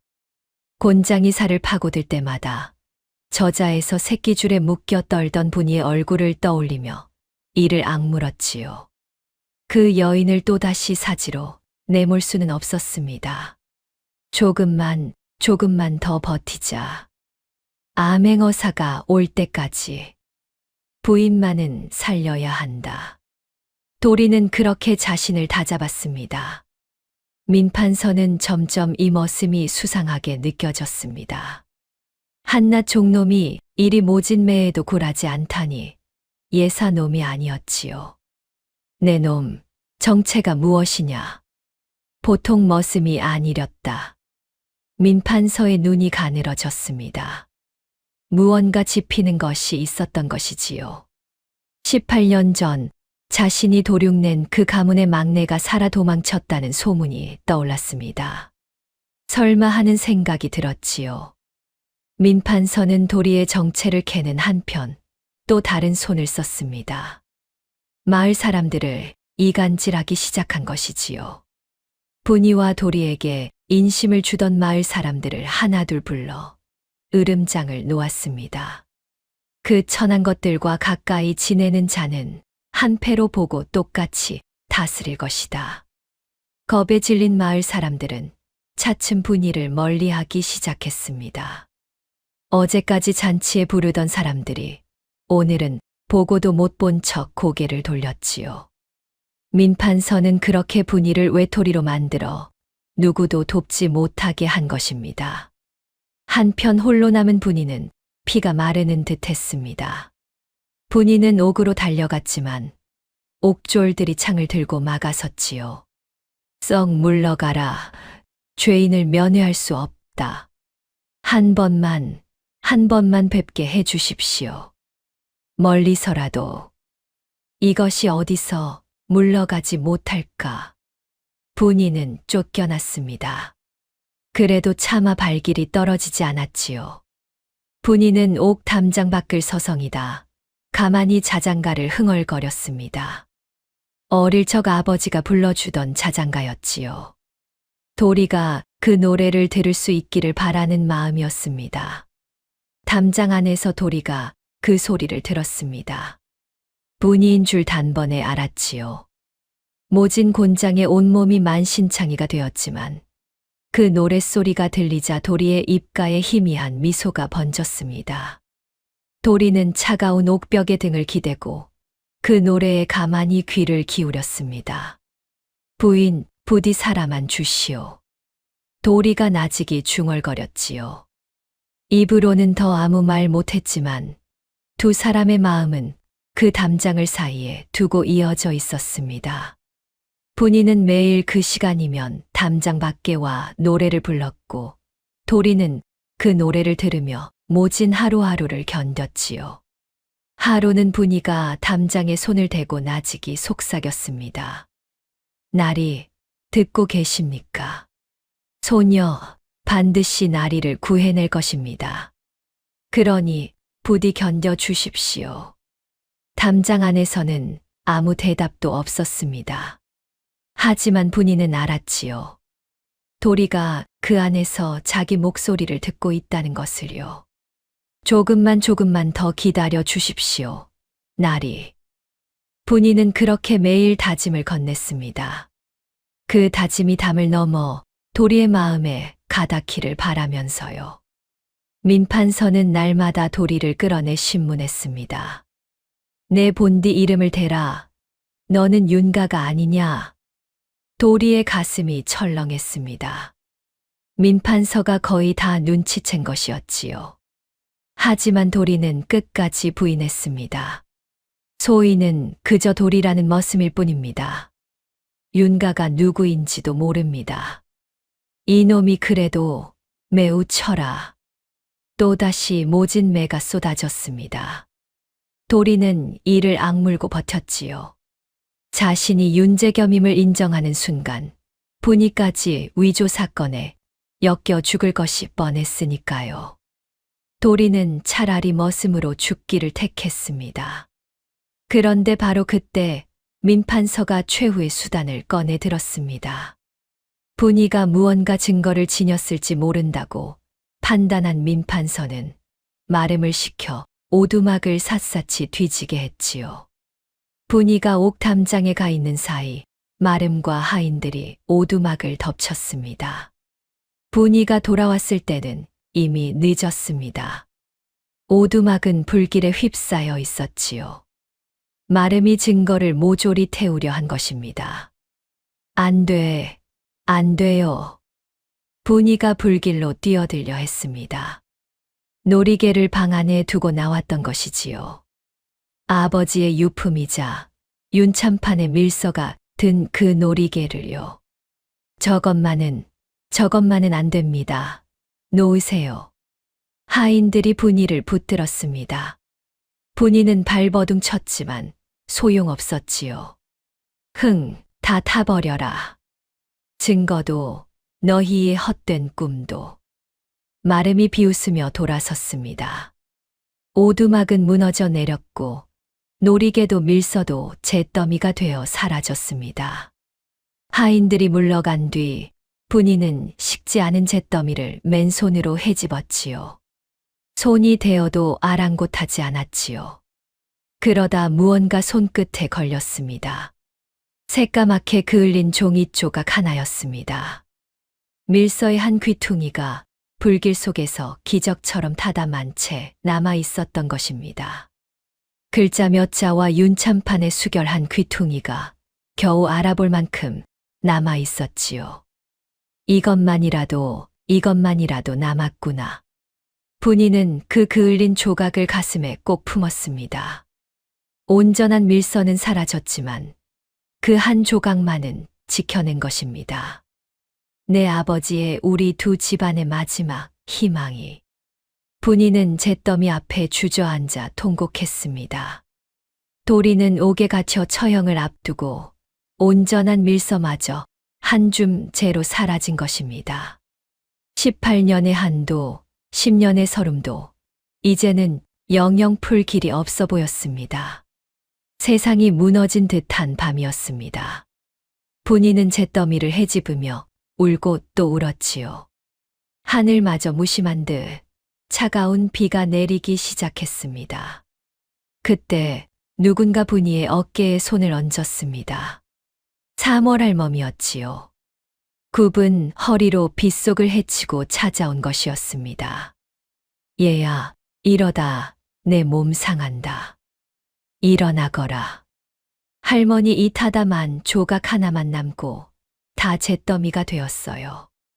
아버지의 유품도 온전한 밀서도요. 이깟 조각으로 무얼 할 수 있겠습니까? 이제 나리를 구할 길이 없습니다. 분이가 그을린 종이 조각을 쥔 채 할멈의 품에 안겨 흐느꼈습니다. 할멈은 분이의 등을 가만히 쓸어주었지요. 증거가 다 사라진 게로구나. 할멈의 눈에도 눈물이 맺혔습니다. 어린 도련님을 둘러엎고 도망친 지 18년, 마침내 진실을 밝힐 날이 오는가 싶었는데 말이지요. 할멈은 한참을 분이와 함께 비를 맞으며 앉아 있었습니다. 더는 기댈 곳도 내보일 증거도 없었지요. 가장 깊은 절망이 두 사람을 집어삼키고 있었습니다. 며칠이 흘렀습니다. 도리의 처형날이 코앞으로 다가왔지요. 분이는 불타버린 오두막 자리에 홀로 앉아 있었습니다. 비는 그쳤지만 마음속 어둠은 거치지 않았지요. 모든 것을 잃었습니다. 증거도, 집도, 마을 사람들의 정도, 그리고 곧 도리마저 잃게 될 판이었습니다. 이대로 나리를 보내드려야 하는가. 분이는 넋을 놓고 중얼거렸습니다. 그때 문득 사월 할멈의 말이 떠올랐지요. 천한 것은 신분이 아니라 사람을 천하게 보는 그 마음이니라. 분이는 그 말을 곱씹었습니다. 평생 천대받아온 자신이었습니다. 그를 알아도 숨겨야 했고 똑똑해도 모르는 척하며 살아왔지요. 그런데 바로 그 순간 분이의 머릿속에 번개가 쳤습니다. 증거가 사라졌다고? 아니었습니다. 증거는 사라지지 않았습니다. 불타 없어진 것은 밀서라는 종이 한 장일 뿐 진짜 증거는 따로 있었지요. 바로 분이 자신의 머릿속이었습니다. 아버지가 죽기 전 외우게 한 그 거짓 문서. 분이는 그것을 글자 하나, 토시 하나까지 10년이 지나도록 또렷이 기억하고 있었습니다. 그 내용을 낱낱이 밝힐 수 있다면 온전한 밀서가 없어도 진실을 드러낼 수 있었지요. 글의 증거는 내 안에 있었어. 누구도 태울 수 없는 곳에. 분이의 눈에 다시 빛이 돌아왔습니다. 천하다고 멸시받던 자신의 총명함이 누구도 빼앗을 수 없는 무기였던 것입니다. 분이는 품에서 그 그을린 종이 조각을 꺼내 보았습니다. 비록 한 귀퉁이뿐이지만 윤참판에 수결이 남은 이 조각과 자신의 기억을 맞대면 그 문서가 분명히 있었다는 것을 입증할 수 있었지요. 분이는 자리를 박차고 일어났습니다. 마침 그 무렵 한양에서 암행어사가 이 고을로 내려온다는 소문이 돌고 있었습니다. 분이는 사월할멈을 찾아갔지요. 할머니, 아직 끝나지 않았습니다. 제게 마지막 방도가 있습니다. 분이는 자신이 거짓 문서를 외우고 있다는 것을 할멈에게 털어놓았습니다. 할멈의 흐릿한 눈이 커졌지요. 내가 그 문서를 통째로 외우고 있단 말이냐? 예, 할머니. 그리고 그날의 일을 증언해 줄 사람도 있을 것입니다. 나리께서 만나신 늙은 아전과 옹기장수 노인 말입니다. 그분들의 증언과 제 기억을 합치면 진실을 밝힐 수 있습니다. 할멈은 분이의 손을 꼭 잡았습니다. 가자. 이 늙은이도 증언하마. 어린 도련님을 내 손으로 빼돌린 그날의 일을 내가 다 증언하마. 분이는 옛 아전과 옹기장수 노인을 은밀히 찾아가 설득했습니다. 처음엔 두려워 떨던 노인들도 분이의 간절함에 마침내 마음을 돌렸지요. 그리고 도리의 처형날, 마침내 암행어사가 이 고을에 들이닥쳤습니다. 처형장에는 사람들이 구름처럼 모여들었습니다. 도리가 형틀에 묶인 채 끌려 나왔지요. 만신창이가 된 몸이었지만 그 눈빛만은 꺾이지 않았습니다. 민판서가 높은 자리에 앉아 흐뭇한 미소를 짓고 있었지요. 저놈의 목을 베어라. 망나니가 칼을 치켜드는 그 순간이었습니다. 멈추시오. 암행어사 출도요. 우렁찬 호령과 함께 어사가 마패를 높이 들고 나타났습니다. 처형장이 발칵 뒤집혔지요. 그런데 민판서는 당황하기는커녕 오히려 반색을 했습니다. 아니, 이게 누구신가? 자네가 어사로 내려왔는가? 알고 보니 어사는 민판서와 한양 시절부터 안면이 있는 사이였습니다. 민판서가 자리에서 내려와 어사의 손을 덥석 잡았지요. 마침 잘 오셨네. 글쎄, 천한 머슴 놈 하나가 나를 헐뜯고 다니지 뭔가. 지금 그 죄를 다스리던 참일세. 허허, 대감께서 그런 일로 놓여오셨소이까. 어사가 너털웃음을 지었습니다. 그 모습에 분이의 가슴이 철렁 내려앉았지요. 어사마저 민판서의 편이라면 이제 정말 끝이었습니다. 형 집행을 계속하시오. 내 잠시 지켜보리다. 어사가 그렇게 말하자 망나니가 다시 칼을 들었습니다. 하지만 어사의 눈은 겉으로 짓는 너털웃음과 달리 좌중을 찬찬히 살피고 있었지요. 바로 그때 분이가 사람들을 해치고 뛰어들었습니다. 어사또 한 말씀만 들어주시옵소서. 저 천한 종년이 무슨 헛소리를 끌어내라. 민판서가 다급하게 소리쳤습니다. 어사는 귀찮다는 듯 분이를 내려다보았지요. 웬 계집이냐. 판서 대감을 음해하는 무리렸다. 아니옵니다. 18년 전 윤참판 대감을 역적으로 몰았던 그 문서는 거짓이옵니다. 누군가 대감의 글씨를 흉내내어 꾸민 가짜였습니다. 그 거짓 문서를 베껴 쓴 이가 바로 소녀의 아비 유설이었습니다. 소녀의 아비는 그것이 거짓임을 알았기에 입막음당해 죽었지요. 좌중이 술렁였습니다. 어사가 미간을 찌푸렸지요. 증좌가 있느냐? 그 문서가 지금 어디 있느냐? 증좌도 없이 무슨 헛소리냐? 민판서가 코웃음을 쳤습니다. 밀서가 불타 없어진 것을 알고 있었으니까요. 그 문서라면 이미 불타 없어진 지 오래요. 저 계집이 지어낸 거짓말일 뿐이요. 어사 또 한낱 천한 계집의 말에 멀쩡한 형 집행을 늦추실 셈이요? 과연 그렇구려. 증좌가 없으니 어사가 고개를 끄덕였습니다. 그러고는 손을 들어 망나니에게 신호를 보냈지요. 형을 집행하라. 망나니의 칼이 천천히 올라갔습니다. 도리의 목을 향해 칼날이 번뜩였지요. 분이의 눈앞이 새카매졌습니다. 모든 것이 끝나는 순간이었습니다. 그런데 바로 그 순간 분이가 목이 터져라 외쳤지요. 문서는 여기 있사옵니다. 소녀의 머릿속에, 그리고 여기에. 분이는 한 손으로 자기 머리를 가리키고 다른 손으로 품에서 그을린 종이 조각을 꺼내 들었습니다. 이것은 불길 속에서 건져낸 그 문서의 한 조각이옵니다. 보십시오. 윤참판 대감의 수결이 여기 남아 있습니다. 그리고 소녀는 그 문서를 글자 하나, 토시 하나까지 외우고 있나이다. 칼이 허공에서 멈칫했습니다. 어사도 잠시 손을 들어 망나니를 멈췄지요. 그때 민판서가 다급히 역공을 폈습니다. 어사 또 속지 마시오. 그 위조 문서를 베낀 자가 바로 저 계집의 아비요.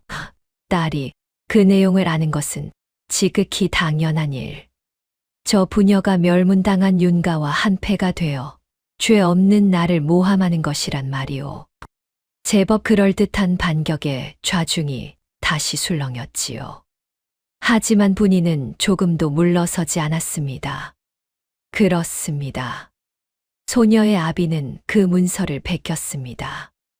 허나 칼끝에 몰려 어쩔 수 없이 베꼈을 뿐 그것이 거짓임을 알았기에 끝내 입막음당해 죽었습니다. 대감, 그 죄까지 죽은 아비와 소녀에게 뒤집어 씌우려 하십니까? 정녕 결백하시다면 소녀가 외우는 이 문서가 어디가 틀렸는지 대감께서 직접 가려주시지요. 분이는 다시 그 긴 문서를 줄줄 외우기 시작했습니다. 그러다 한 대목에 이르러 또렷이 목소리를 높였지요. 그리고 윤참판은 그 대가로 오랑캐에게서 황금 1000냥을 받기로 하였다. 일이 적혀 있었사옵니다. 그 말이 떨어지기 무섭게 민판서가 발끈하여 소리쳤습니다. 거짓말 마라.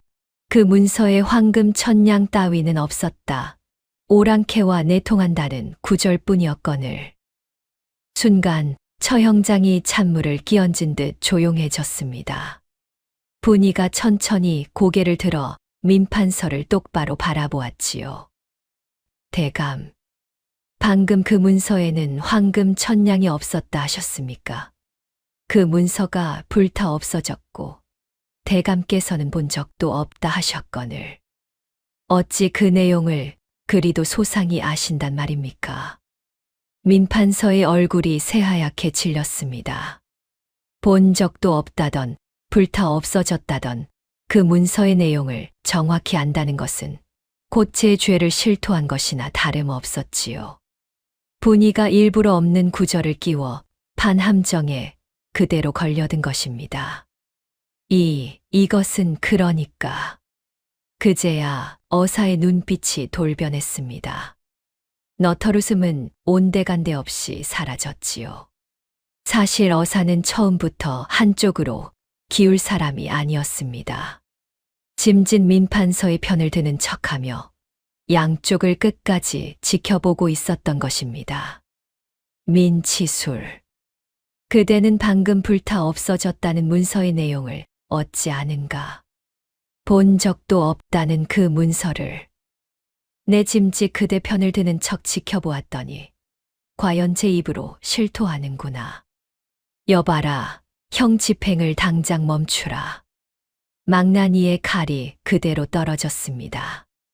그러나 칼은 도리의 목이 아니라 그 앞에 땅에 내리꽂혔지요.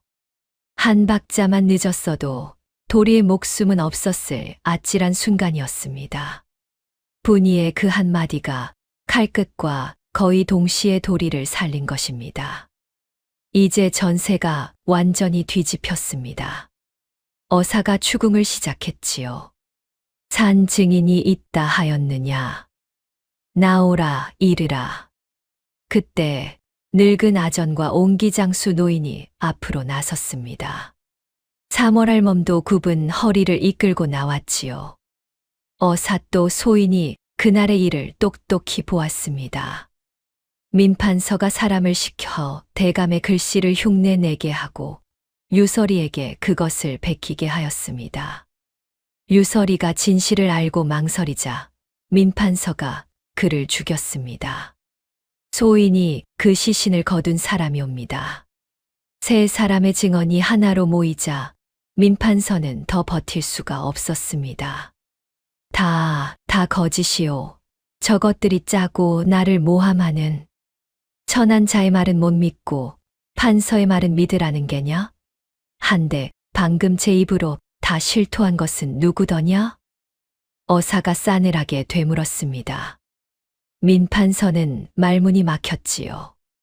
게다가 오두막에 불을 질렀던 그 마름이 제 목숨을 부지하려 그만 입을 열고 말았습니다. 소인이 대감의 명을 받고 오두막에 불을 질렀습니다. 증거를 없애라는 분부였습니다. 내 이놈, 닥치지 못할까.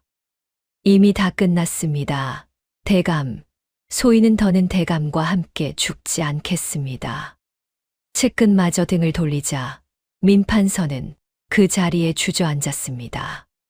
어사가 도리를 향해 물었지요. 그대는 누구인가? 바른 대로 고하라. 도리가 천천히 고개를 들었습니다. 그러고는 형틀에 묶인 채로 또렷이 말했지요. 소인은 멸문당한 윤참판의 막내 아들 윤재겸이옵니다. 사월할멈이 통곡하며 달려 나왔습니다. 맞습니다. 어삿도. 이분이 바로 윤참판 대감의 막내 도련님이십니다. 제가 이 손으로 둘러엎고 도망친 그 어린 도련님이세요. 내 말을 어찌 믿느냐? 증좌가 있느냐? 보십시오, 어삿도. 도련님의 오른쪽 손목에 쌍점이 있습니다. 윤씨 가문 대대로 내려오는 표식이옵니다. 갓난쟁이 적부터 제가 보아온 그 점이 지금도 그대로 있을 것입니다. 사람들이 도리의 손목을 보니 과연 붉은 점 2개가 나란히 찍혀 있었습니다. 틀림없습니다. 저 점이 바로 그 증표이옵니다. 할멈이 눈물범벅이 되어 외쳤지요.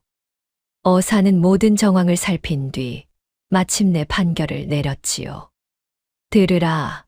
윤참판의 영모는 민치술이 꾸민 거짓임이 명백하다. 민치술을 당장 압송하여 그 죄를 엄히 다스릴 것이며 윤참판 가문의 누명을 벗기고 그 명예를 회복하노라. 민판서 민치술은 그 자리에서 오라에 묶였습니다. 이놈을 끌어내라. 그 죄에 한 점 빠짐없이 추궁할 것이다. 어사의 추상 같은 호령이 떨어졌지요. 18년간 떵떵거리며 누리던 권세가 한순간에 무너져 내렸습니다. 그는 한양으로 압송되어 모든 죄를 추궁받고 끝내 처형되었습니다. 남의 가문을 도륙내고 무고한 이를 죽인 죗값을 치른 것입니다. 도리의 형틀이 풀렸습니다. 분이가 한달음에 달려와 도리를 부축했지요. 나리, 정신이 드십니까? 나리. 부인 그대가 나를 또 살렸구려. 무슨 말씀이십니까? 살아계셔서 그저 고맙습니다. 두 사람은 부둥켜 안고 한참을 울었습니다. 그러자 놀라운 일이 벌어졌지요. 그토록 천한 머슴이라 손가락질하던 양반들이 하나둘 윤재겸 앞에 무릎을 꿇기 시작한 것입니다. 윤공자를 몰라배웠습니다. 부디 용서하십시오. 천한 머슴이라 손가락질한 죄 죽어 마땅합니다. 부디 너그러이 보아주십시오. 그간의 무례를 어찌 다 사죄드려야 할지 모르겠습니다. 충신의 아들이자 누명을 벗은 양반 가문의 자제 앞에 고을의 양반들이 다투어 머리를 조아렸습니다. 불과 며칠 전까지 천한 것이라 침을 뱉던 자들이었지요. 제목 그대로 3년 만에 양반들이 모두 무릎을 꿇은 것입니다. 그런데 윤재겸은 그 자리에서 한 사람을 먼저 일으켰습니다. 양반들이 아니라 구석에 서 있던 분이었지요. 윤재겸은 분이에게 다가가 그 손을 잡아 일으켰습니다. 부인, 그대가 없었으면 나는 오늘 이 자리에 서지 못했을 것이요. 그때 한 양반이 비아냥거렸습니다. 한데 저 여인은 성녀라 버려진 천한종이 아니오? 윤 공자께서 어찌. 분이가 그 말에 고개를 들고 당당하게 입을 열었지요. 소녀는 성녀가 아니옵니다. 좌중이 조용해졌지요. 분이는 흔들림 없이 말을 이었습니다. 소녀가 양반댁 씨바지로 팔려갔을 때 소녀는 아이를 갖지 않으려 스스로를 지켰습니다. 제 아이를 또다시 종으로 태어나게 할 수는 없었으니까요. 종으로 태어나 종으로 죽는 그 한을 제 자식에게만은 물려주고 싶지 않았습니다. 그래서 성녀라 버림받았으나 소녀는 그것을 부끄러워하지 않사옵니다. 사람들은 그 말에 숙연해졌습니다. 천하다고 손가락질 받던 여인의 그 단단한 의지에 누구도 입을 열지 못했지요. 부인, 어찌 그 모진 세월을 홀로 견디셨소. 내게는 어찌 한마디도. 나리께서 짊어지신 짐도 무거우셨으니까요. 소녀의 짐까지 더해 드리고 싶지 않았습니다. 윤재겸이 분이의 손을 더욱 굳게 잡았습니다. 이제 그 짐 함께 집시다. 혼자 지지 마시오. 예, 나리. 어사는 분이의 사연을 듣고 류서리의 딸 류서연의 신분을 회복시켜 주었습니다. 더는 종이 아니라 떳떳한 양인의 딸이 된 것이지요. 얼마 후 임금은 윤재겸의 공을 치하하며 벼슬과 옛 가문의 재산을 내리려 했습니다. 그대의 아비는 충신이었고 그대 또한 그 피를 이었도다. 내 그대에게 벼슬을 내리니 조정에 나와 나를 도우라. 하지만 윤재겸은 정중히 사양했지요. 전하, 황공하오나 소신은 벼슬을 바라지 않사옵니다. 어찌하여 사양하는가? 그대의 가문을 다시 일으킬 기회가 아니더냐. 다만 한 가지 청이 있나이다. 소신에게 내리실 재산으로 소신처럼 억울하게 종으로 떨어진 이들을 면천시켜 주시옵소서. 소신은 오랜 세월 머슴으로 살며 천한 신분으로 사는 이들의 서름을 똑똑히 보았나이다. 아버지께서 지키려 하셨던 것도 가문의 영화가 아니라 바로 그 백성들이었습니다. 임금은 한참을 말이 없다가 이윽고 고개를 끄덕였습니다. 과연 윤참판의 아들이로다. 그 청, 내 들어주마. 임금은 그 뜻을 가상히 여겨 청을 들어주었습니다. 윤재겸은 그 재산으로 고을의 노비들을 면천시켰지요. 분이처럼 팔려 다니던 수많은 이들이 그렇게 자유의 몸이 되었습니다. 그해 가을 윤재겸과 류서연은 마침내 혼례를 올렸습니다. 그토록 천대받던 머슴과 여종이 이제는 떳떳한 부부가 되어 맞절을 나누었지요. 분이는 곱게 단장한 신부의 모습으로 윤재겸을 마주했습니다. 때를 씻기니 눈처럼 흰 살결에 가을 물처럼 맑은 눈이 드러났지요. 윤재겸이 분이를 바라보며 나지게 말했습니다. 부인, 이제 우리는 떳떳하오. 그날 저자에서 그대를 처음 보았을 때 나는 그저 그대를 살리고 싶었소. 한데 정작 나를 살린 것은 그대였구려. 서방님, 소녀야말로 서방님께서 거두어 주시지 않았다면 진작 이 세상 사람이 아니었을 것입니다. 소녀를 사람으로 만들어 주신 분이 바로 서방님이십니다. 우리 앞으로는 서로를 살리며 삽시다. 다시는 누구에게도 천대받지 않고. 예, 서방님, 그리하겠습니다. 분이의 눈에서 기쁨의 눈물이 흘렀습니다. 날이라 부르던 입에서 이제는 서방님이라는 말이 자연스레 흘러나왔지요. 두 사람은 서로를 마주보며 환하게 웃었습니다. 저작거리에서 짐승처럼 팔리던 여종은 이제 떳떳한 안주인이 되었고, 등이 굽었던 머슴은 어깨를 활짝 펴고 당당히 섰습니다. 두 사람의 작은 오두막 자리에는 새 집이 정갈하게 들어섰지요. 마당에는 분이가 좋아하던 복사나무를 심었습니다. 서방님, 이 나무에 꽃이 피면 참으로 고울 것입니다. 그렇겠지. 봄마다 그 꽃을 함께 보십시다. 이제는 누구도 우리를 갈라놓지 못하오. 예, 서방님. 봄이 오면 그 나무의 분홍빛 꽃이 흐드러지게 피어나 두 사람의 앞날을 축복해 주었습니다.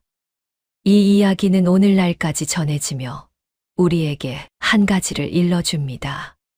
천한 것은 신분이 아니라는 것을요.